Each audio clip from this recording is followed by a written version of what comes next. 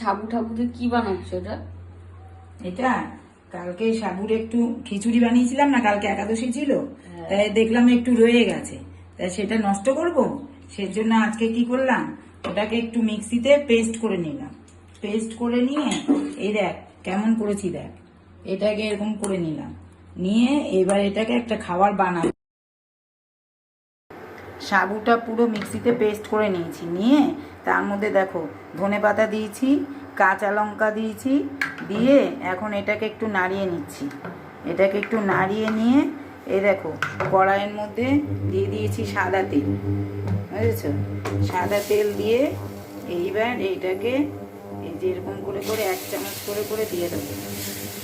দিয়ে দেখো কেমন বানাবো।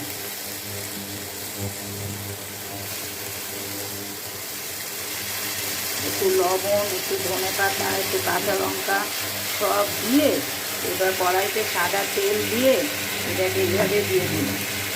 এবার এটাকে একটু ভাজা ভাজা বলে নামাবো। নামানো হলে তোমাকে আবার দেখাচ্ছি।